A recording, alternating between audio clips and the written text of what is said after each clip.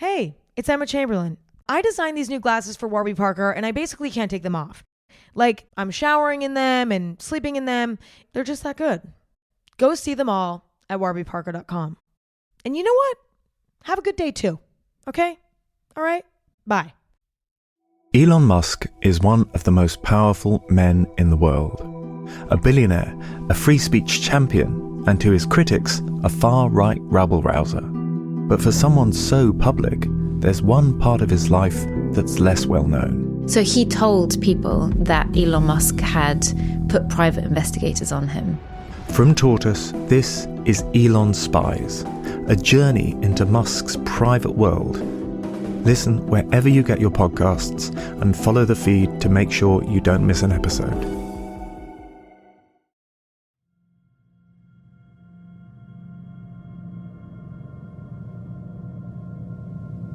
I asked Mark once, I said, aren't you worried about somebody shutting you up? And he laughed at me. He just said, no, I'm not at all. This is all public knowledge. I'm not saying anything that people don't already know.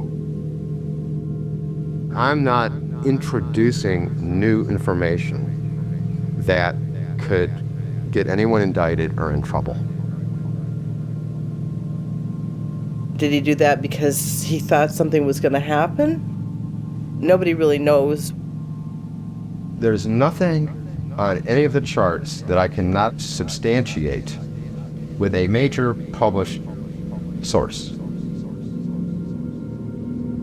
He was working with pretty dangerous subject matter, I think, exposing people and exposing where they were investing their money. And I remember telling him, aren't you afraid for your life, with the information and the names of people that are in your art? And he handed me his business card, and it was Mark Lombardi, death-defying works of art. And I thought, well, he's obviously aware of the risk factor involved, but it's obviously not stopping him. The final few months of Mark Lombardi's life, among the best days and the worst. He is on the precipice of international renown for a technique he developed, mapping the world's hidden dirty money trails in clear, constellation-like drawings. His previously private fixation is now very public. And at 47, he's finally experiencing the attention he craves, recognition for his unique art, and the fame that comes with it. But best of all, the prestigious Whitney Museum is interested in acquiring his work. At last, he can quit a string of menial day jobs and become a full-time artist. And now he has a big show coming up at the Museum of Modern Art, MoMA PS1. It promises to catapult his work into the mainstream. Everybody's interested in his art. Everybody at that point knew who he was. But in Mark's world, not everything is straightforward. I have been asked that question before. His behavior is becoming increasingly erratic. He fears he is being watched, that his work is attracting the attention of the wrong people. He was afraid. He just lost his mind. He was a little unhinged. It's all public information. I am just reprocessing it. I am rearranging it in a visual format that's meaningful to me. He is afraid he's being surveilled by the people whose names appear in his art. He was a weapon salesman. $5 billion to Saddam Hussein, guaranteed by the United States Department of Agriculture. I thought he was targeted, yeah. He's afraid that they're coming for him. That maybe somebody had targeted him, that was intentional, and that he was doing something that was revealing a lot of people. But Devin Golden doesn't think his friend Mark was just some overly paranoid theorist.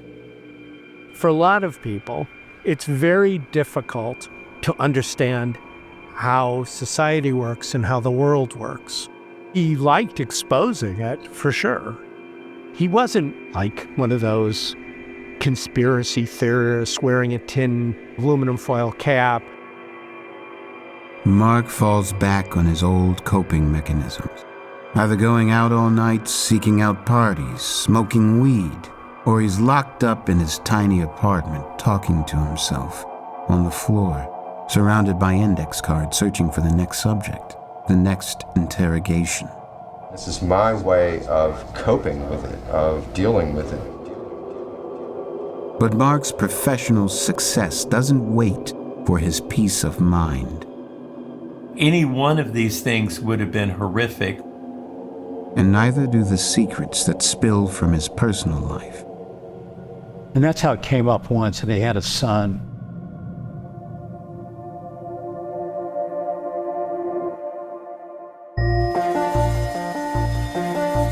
This is The Illuminator, Art, Conspiracy, and Madness. The story of conceptual artist Mark Lombardi's rise to fame, whose brilliant genius had devastating consequences.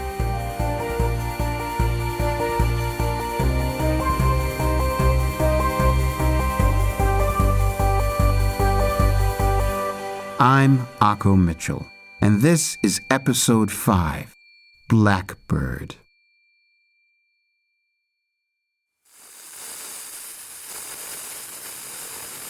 Mark Lombardi is in shock, rooted to the spot in the entrance to his apartment, watching the aftermath of a massive malfunction of his building's sprinkler system. It's now fixed, but the damage is done.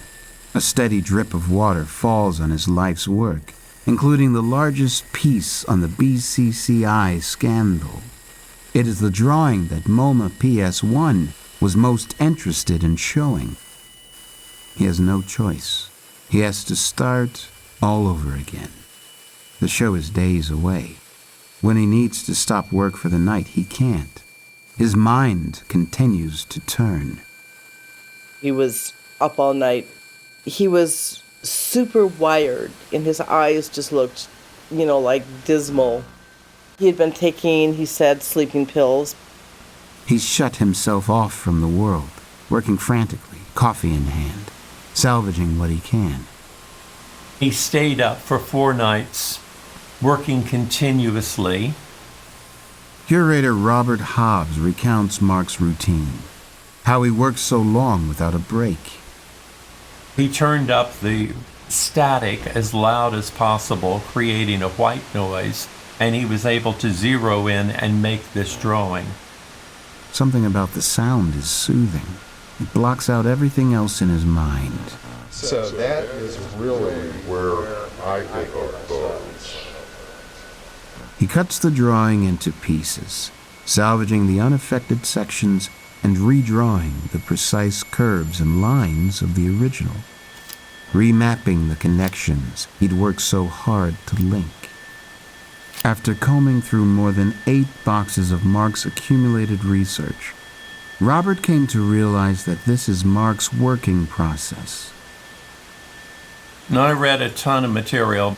Mark could remember all of these statistics, these intense periods of working 4 nights this time, other times 2 or 3 nights at one go, suggests that there were times of extraordinary amount of energy and focus, and certainly to make these works would require a great deal of concentration. I haven't even filled in a lot of these little blanks. What I'm doing here is I'm developing a maquette for a more finished drawing.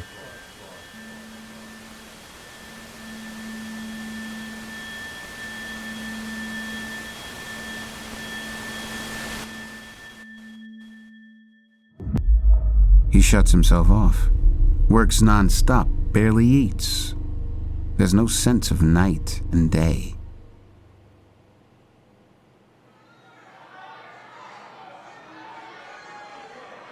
The exhibition, called Greater New York, goes ahead at the MoMA PS1, housed in a historic 19th century public school building in the heart of Long Island City, Queens. Nearly 150 artists feature. Mark should be among them. I was stressed out about it. Joe Amrine, of the Pierogi Gallery, is at the exhibition looking for Mark's work. Art crawls over every inch of the old schoolhouse, from the fourth-story roof to the basement and sweeping courtyard. Somehow he pulled it off. There, in all its glory, is Mark's drawing on BCCI, a cosmic constellation of information, where the cold facts of a flowchart meet the mysteries of the human psyche. How do these bankers and businessmen connect? And why do they work so hard to conceal these links? That's what I say about Mark. Yeah, very ambitious. At that point in his life, yeah. He wanted it bad. No question about it.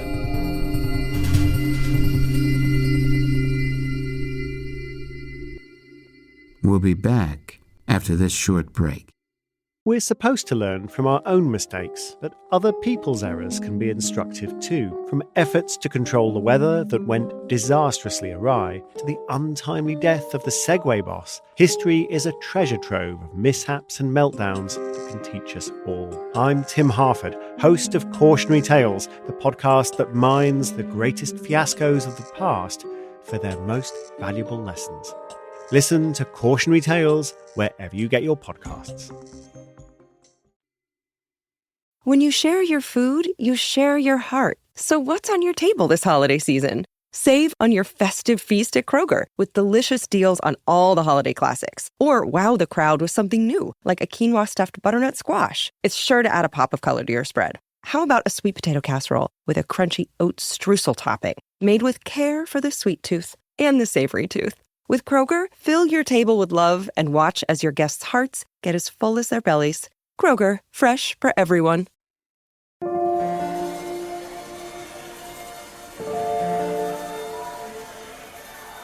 Mark has done it. His work on BCCI Bank is on view for everyone to see. Its full title, BCCI, ICIC, FAB, 4th version. Stark and minimalist, black lines on white paper. It stands out. At the PS1 opening, Mark was the star. Adrenaline courses through him. Nights spent awake recede to nothing. It's as if it never happened. No sprinkler disaster. Irv Tepper and Rafael Vargas Suarez are among a large crowd of friends gathered to celebrate him. He was on cloud nine. He had a big smile on his face. You know, he was selling a lot and he was just really, really, really enjoying those moments. He deserved that recognition. He deserved that happiness that the work that he created for himself brought to him. The guy was, relentless. He stood by his drawing, shook everybody's hand, introduced himself to everybody who walked by. I'm certainly thrilled that other people want to look at it as well, but I do. I mean, it was great to see Mark, do that.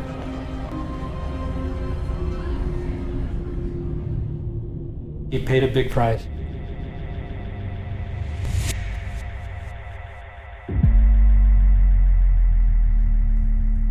In Mark's life, there's one defining factor that is consistent. His extreme highs are quickly followed by deep lows. It's weeks after the PS1 exhibition opening. And it's just kind of crazy. We got kind of an argument. It wasn't like a big, bad argument, but we just went our separate ways. Hillary and Mark, first drawn to each other by their creative ambitions, now find those very same ambitions have driven a wedge between them. This was a time that I was seeing him, that Mark was becoming, really, people were really acknowledging him for his art, right? He was really becoming quite well known. It was exciting. I personally felt a little bit overshadowed by him, but that's just, what happens. Maybe I didn't feel like he appreciated my art enough. It was more conventional. For Hillary, it's another chapter of life that's over. It was never going to work. The deeper he got into his work, the more she felt him slipping away. Just so much information. It was overwhelming. He was smoking a lot, and I was trying to quit smoking. Those are things that cause a strain. But there was something else, something that ultimately bruised Mark's ego far more than their creative differences. I started seeing somebody else. It was kind of the reason that we split up. I met somebody that was from Mississippi, a musician, and I wanted to go to Mississippi and start an arts residency down there.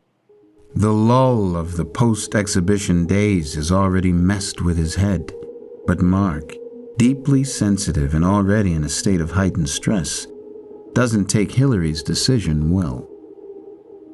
The couple arranged to meet at the Ringling Brothers and Barnum and Bailey Circus in New York. His eyes are bloodshot. He keeps checking over his shoulder. We went out to see the elephants. Barnum and Bailey Circus was in town, and they were walking the elephants across 42nd Street. Hillary can't seem to reach Mark. He seems far away, distracted. She chalks it down to their recent split and the stress of the flood, having to redraw his artwork. But then, Mark suddenly balks. And he started running with him down the street. She watches in astonishment as Mark runs to the elephants in the parade. He was a little unhinged. For so long, Mark has laughed off his friend's worries about the dangers of his work. But the paranoia that has followed him for several years now starts to reveal itself in startling new ways. Aren't you worried about somebody like shutting you up? There are people out there that are convinced that he pissed off the wrong people. But Mark is afraid, as his friend Irv can attest. He'd come over and he would drive his truck. I asked him one day, why don't you just take the subway? And he was afraid to ride the subway. Mark's truck becomes some kind of refuge for him. He'd take it everywhere, refusing to use public transport. That is, until it's destroyed, totaled by a hit and run. Once that happened, things started changing. The way he'd act. He's convinced it was intentional. Yeah, a little bit more paranoid, a little bit more, nervous. Mark becomes afraid for his life. It could be the delusions of a troubled mind, but a suspicious death a decade earlier suggests it's happened before. Ed Baker was my husband. In 1985, Ed Baker, a wealthy oil businessman, once married to Mark's longtime friend Karen Walbridge, is presumed dead. His Jaguar is burnt in a horrific fire. But Ed Baker's link to Mark is even more mysterious. It turns out Baker did business with a subsidiary of BCCI Bank in the 80s and could have been a source for Mark Lombardi's work. I didn't know he knew Mark. So far, Mark's insisted he only uses public records for investigations, mostly books and newspaper articles. But the death of Karen's husband, Ed, which remains unsolved to this day, points to a very different method of investigation. One that brought Mark face to face with the name circled on his own art. Before Ed disappeared, he'd given Karen an ultimatum. He told me he wanted a divorce, and I didn't know why. And he said, because I want to protect you. I thought he was just being really paranoid. Ed gives Karen $150,000 and ends the marriage. He insists he has to run because someone is after him. He has to disappear. She thinks it's all an excuse to run away with another woman. But what Karen discovers is that Ed has borrowed $1 million from the mob to pay off debts he owed. Maybe Mark was trying to protect me or something. I've come to believe that I don't really know what Mark was like when I didn't see him, right? Obviously, there had to be other Marks. Lombardi is an enigma. just as complex as one of his art pieces. And in the diagram of his life, there comes one more unexpected connection. I think part of it had to do with the paying money for child support. A long-lost child. It was kind of a one-night stand at a Christmas party. The woman never told him about the child, and then he told Day, his wife, about it, and I don't know whether Day took that very well or not. Mark's friend, Andy Feehan, is among a handful who find out about his secret love child. A young son, but not many other details. One time, Mark lets it slip in casual conversation, talking about bank accounts with Irv Tepper. He didn't have a bank account, not that I know of. And that's how it came up once, and they had a son. I think his son at that time, maybe 12 years old, he may have said that.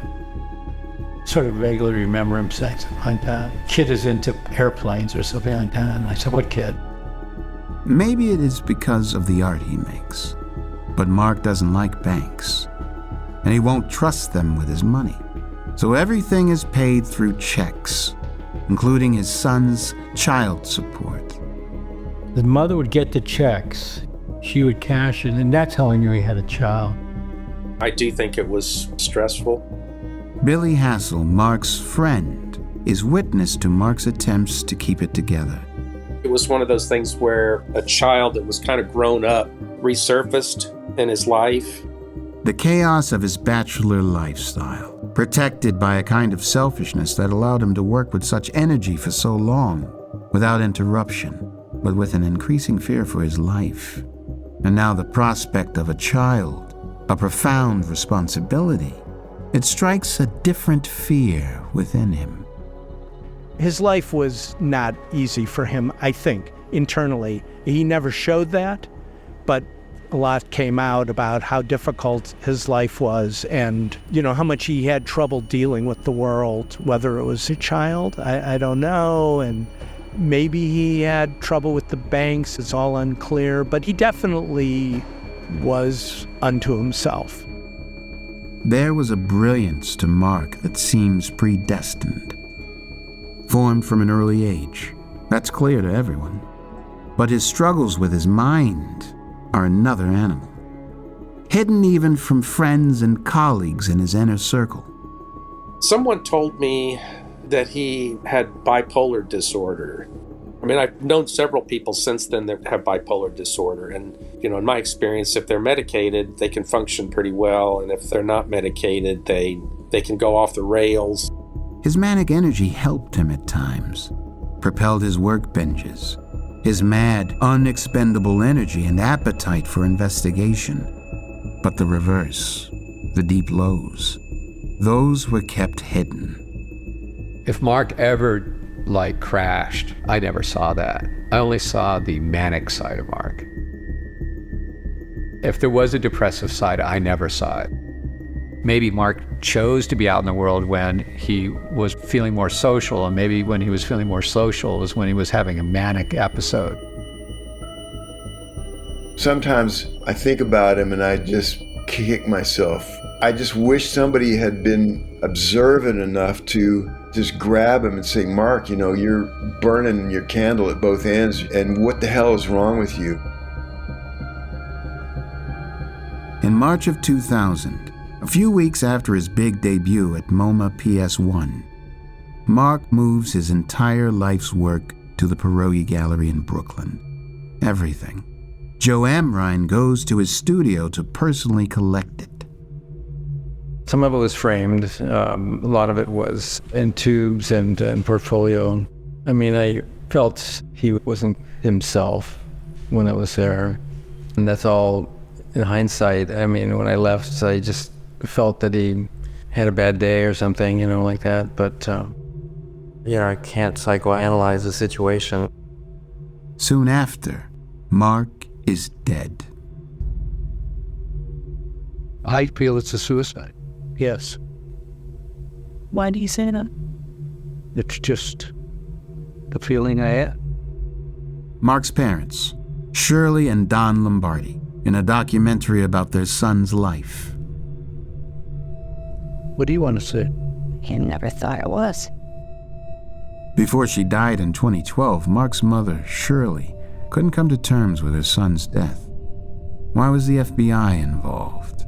How could he have been so jubilant about commercial success and then so abruptly cut his life short? Mark's friend from New York, Umbretta Agro, can see how a man so interlinked with the mysteries of the world could himself become one. I think at one point you start maybe looking for patterns and signs and say, oh, maybe that was something, maybe there was a message or, that someone who's really pissed off wanted to send that, hey, you should probably stop doing this kind of research. And yet again, it might be nothing, right? In one of Hilary Maslin's final calls with Mark, he's upset with her. He still can't quite grasp that she's moved on romantically. I called him up just to say, hi, how are you doing? And this is very strange. I remember it struck me as really, really uncanny. He told me that a big black bird had come and either it fluttered or landed in front of him. I don't know if it was a raven or a crow. I can't imagine what came and fluttered in front of him. And I remember that it set chills up and down my spine. To me, it was a forebearer of his death.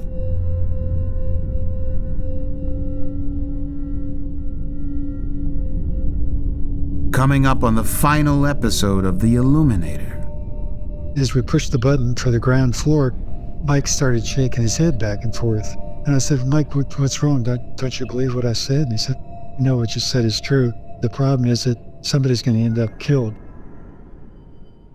If you'd like to see Lombardi's expansive BCCI drawing in full, visit brazen.fm/Illuminator.